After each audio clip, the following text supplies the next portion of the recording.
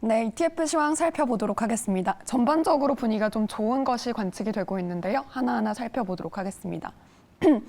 네, 먼저 전반적으로 온기가 확산됐다고 앞서도 짚어주셨는데 전반적으로 기술주의 투심이 좋은 영향을 주고 있는 것으로 풀이를 해볼 수가 있겠습니다. 먼저 3대 지수 오름세를 반영을 했는데요.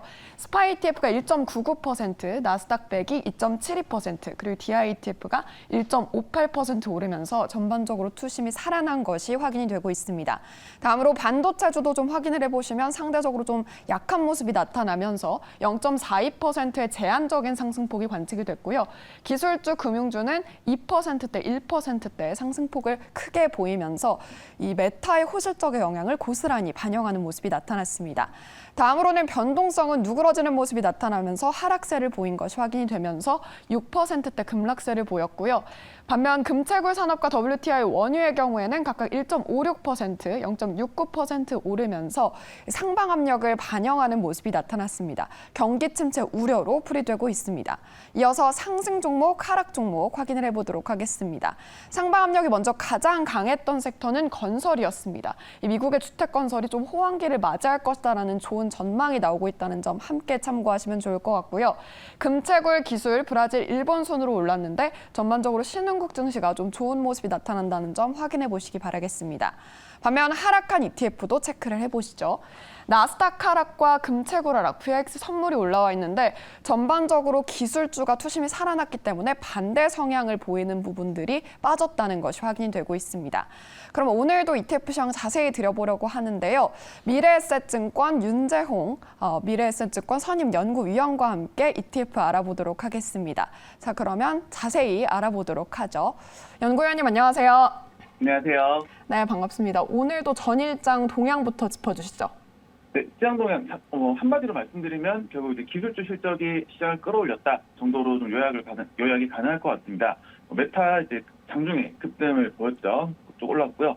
그 영향 덕분에 이제 나스닥 100 ETF인 QQQ 그리고 커뮤니케이션 섹터 ETF인 XLC, 경기 소비재 ETF인 XLY 전부 다 상승을 보였습니다. 특히나 이 나스닥 100 급락 이후에 지금 꾸준하게 사실은 이제 말아 올리고 있는 그런 모습인데 지금 QQQ 같은 경우는 2.71% 정도 일간으로 상승을 보였습니다. 자, 그리고 그러다 보니까 이 대형 성장주 중심의 ETF인 티커로 VUT 티커를 가진 ETF가 있어요. 이 ETF 역시도 2.4% 정도 상승을 보이면서 어떤 시가총액별 그리고 팩터별로 이제 ETF를 구성한 모음 중에 가장 높은 상승률을 볼 수가 있었습니다. 그래서 어떤 기술주의 실적이 시장을 좀 끌어올렸다 정도로 요약을 할 수가 있겠습니다. 네, 이렇게 미국 증시 간단히 좀 정리를 해봤는데요. 최근 개인 투자들의 관심이 어디에 집중되는지 좀 궁금해집니다. 대표적인 게 작년부터 상장되기 시작한 월배당 ETF라고요. 네, 맞습니다. 이제 역시나 배당 투자하시는 분들 가장 이제 관심 많으신 분이 어떻게 하면 좀 꾸준한 현금 흐름을 만들까라는 부분일 것 같아요. 이런 부분들이고 특히나 이제 미국 시장 같은 경우는 물론 이제 분기 배당도 많고 월 배당도 그렇고 이미 많은 ETF들이 분기 배당, 월 배당 형태로 이미 배당금을 지금 지급을 해드리고 있습니다. 그러다 보니까 이제 국내에서도 이에 맞춰서 월 배당 관련된 ETF들이 좀 상장이 되고 있고요. 지금 말씀 주셨던 것처럼 작년 6월부터 상장되기 시작해서 좀 빠르게 좀 투자자분들의 좀 관심을 끌고 있는 상황입니다. 참고로 이 ETF의 분배금 지급 원리를 좀 살펴보면 ETF는 여러 가지 종목들이 편입되어 있죠. 그리고 여기 편입되어 있는 여러 개의 주식 혹은 채권 혹은 선물 옵션 등 이런 전략들 이런 것들에서 주식이면 배당, 채권이면 이자 이런 것들이 ETF에 쌓이게 돼요. 그래서 일종의 대리 저금통에 이렇게 돈을 모으듯이 이렇게 돈이 이제 들어온다라고 보시면 될 것 같고 이런 것들 모아다가 주기적으로 투자자분들에게 지급하는 그런 형태입니다.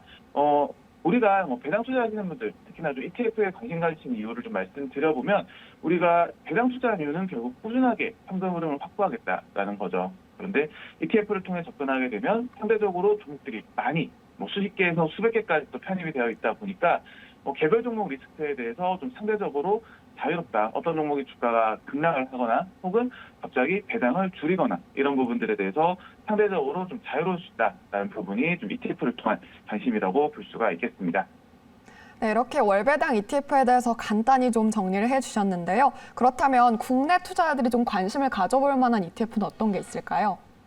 네, 우선 국내 현황 잠깐만 좀 말씀드려보면 이제 4월 21일 기준으로 이제 국내에는 22개 ETF 그리고 운용 자산 해당 ETF들이 운용한 자산 기준으로는 1조 7천억 가량 됩니다. 뭐 전체 ETF 시장에서 1% 조금 넘는 수준이고요. 물론 뭐 자금률만 된 건 아니고 이제 기존에 어떤 신규 상장을 한다던가 혹은 이제 기존에 분기 배당, 연간 배당으로 지급하던 ETF가 월 배당을 전환한다거나 그런 경우들도 많이 좀 살펴볼 수가 있습니다. 우선 좀 유형별로 또 어떤 것들이 있는지 잠깐 살펴보고 좀 넘어갈 텐데요. 먼저 월 배당 ETF 중에서 이제 한국 주식형 그리고 해외 주식형 배당 월 배당 ETF들 좀 목록을 좀 살펴보면 지금 뭐 한국 주식 대표적인 게 뭐 리츠 부동산이라든가 혹은 코스피 200 내에서도 이제 월 배당을 좀 구성한다던가 이런 형태가 있고요. 그리고 이제 해외 주식형들이 좀 굉장히 많아요. 미국 리츠 섹터라든가 혹은 가끔 이제 간혹 소개시켜드렸던 게 이제 배당 귀족. 미국의 S&P 500이라는 이 대표 대형주 지수 내에서도 배당금을 25년 이상 들린 이 배당 귀족이라든가 혹은 배당 성장을 이제 10년 이상한 기업들을 편입하거나 이런 식으로 굉장히 좀 해외 지수 관련된 월배당 ETF들이 많이 상장이 되어 있습니다. 그리고 이제 뭐 추가로 이제 국내 월배당 ETF 중에서는 채권형 멀티에셋 관련된 것들도 좀 살펴볼 수가 있는데 커버드콜 채권 멀티에셋 표로 잠깐 보시게 되면 뭐 커버드콜이라든가 채권 그다음에 이제 멀티에셋은 여러 자산들을 묶어놓은 ETF예요. 해당 ETF 관련해서도 월배당 ETF들이 좀 상장이 되어 있습니다.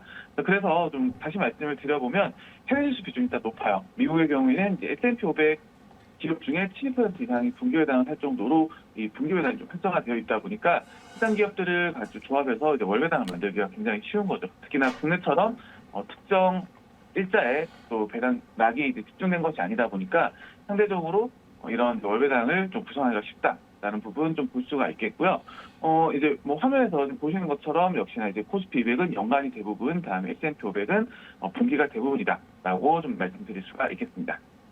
네, 대형주와 채권 관련해서 이렇게 나와 있는 것으로 확인을 해볼 수가 있겠는데요. 그렇다면 월배당 ETF를 선별할 때 어떤 기준으로 고르는 게 좋을까요?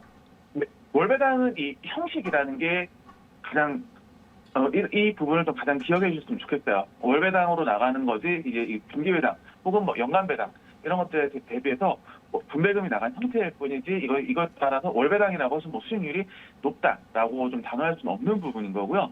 그렇다 보니까 이 편입되어 있는 종목이라든가 혹은 전략이 적절한가 이런 것들이 좀 잘 구성이 돼야 되겠죠.